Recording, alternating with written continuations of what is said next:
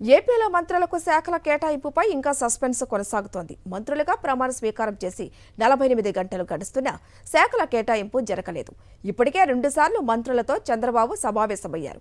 అయినప్పటికీ ఎవరెవరికి ఏ శాఖలు కేటాయించాలన్న దానిపై చంద్రబాబు తర్జన పడుతున్నారు. పవన్ కళ్యాణ్కు డిప్యూటీ సీఎంతో పాటు హోంశాఖ ఇస్తారని జనసేనలో చర్చ నడుస్తోంది. మంత్రుల శాఖల కేటాయింపుపై కొనసాగుతున్న సస్పెన్స్కు ఇవాళ తెరపడే అవకాశం ఉంది.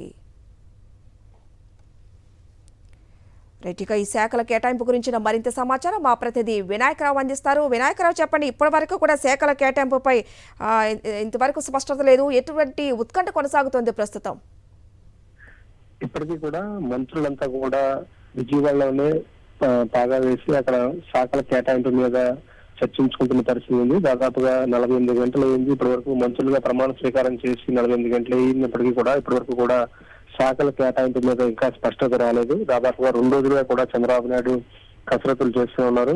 ఇప్పటికే ఎవరైతే మంత్రులుగా ప్రమాణ స్వీకారం చేశారో టీడీపీకి సంబంధించిన మంత్రులతో ఇప్పటికే 2 సార్లు ఆయన సమావేశం కూడా జరిగింది. ఈ నేపథ్యంలోనే ఎవరెవరికి ఏ శాఖలు ఇవ్వాలనే దాని మీద సస్పెన్స్ అయితే ఇంకా కొనసాగుతుందని చెప్పుకోవచ్చు. ఈ నేపథ్యంలో దాదాపుగా మంత్రులుగా ప్రమాణ స్వీకారం చేసిన 48 గంటలు గడుస్తున్నప్పటికీ కూడా ఇప్పటికీ కూడా స్పష్టత రాకపోవడం మీద కొంత అయోమయం కనిపిస్తుందని చెప్పుకోవాలి. ఈ నేపథ్యంలోనే మరోవైపున జనసేనకు సంబంధించి ముగ్గురు మంత్రులుగా ప్రమాణ స్వీకారం చేశారు.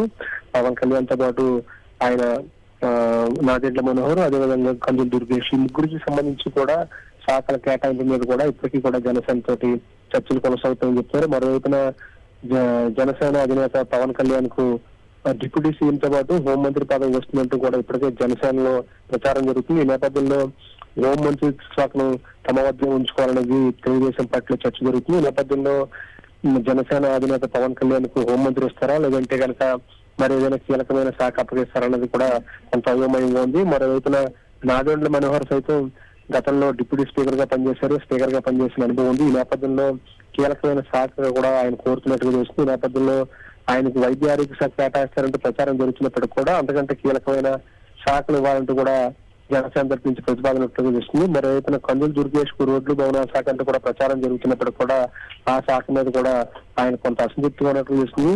ఈ నేపథ్యంలోనే జనసేన నుంచి కీలకమైన ప్రతిపాదనలు అంటే కీలకమైన హోంశాఖతో పాటు రెవెన్యూ కానీ, ఆర్థిక కానీ, అదేవిధంగా గ్రామీణాభివృద్ధి శాఖ కానీ విధమైన కీలకమైన శాఖలు కోరుతున్నట్టుగా తెలుస్తుంది. మరోవైపున ఎవరైతే బీజేపీ తరఫు నుంచి ఒకరు సత్యకుమార్ మంత్రిగా ప్రమాణ స్వీకారం చేశారు.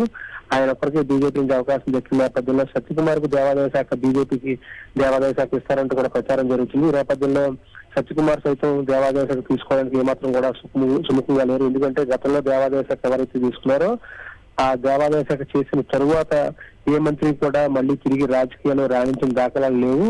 గడిచిన 2-3 దఫాలుగా చూసుకున్నట్లే కనుక అదే విధమైన పరిస్థితుల నేపథ్యంలో దేవాదాయ శాఖను తీసుకోవడానికి సత్యకుమార్ ఇష్టపడట్లేదు. ఈ నేపథ్యంలోనే ఆయన మరొక కీలకమైన శాఖను కోరుతున్నట్టుగా తెలుస్తుంది. ఈ నేపథ్యంలోనే అటు బీజేపీ నుంచి ఇటు జనసేన నుంచి కూడా కీలకమైన ప్రతిపాదనలు వస్తున్న నేపథ్యంలోనే ఈ మంత్రి పదవుల మంత్రులకు శాఖల కేటాయింపు మీద ఇప్పటికీ చంద్రబాబు నాయుడు మంత్రులతో చర్చిస్తూ ఈ రోజుకి ఇప్పటి వరకు కూడా దాని మీద క్లారిటీ రాలేదని చేస్తుంది. ఈ రోజు మరొకసారి మంత్రులతో సమావేశమై ఈ రోజు సాయంత్రం లోపల శాఖలు కేటాయిస్తారనేది అయితే తెలుగుదేశం పార్టీ వర్గాలు చెప్తున్నాయి. Thank you Vinayaka Rao.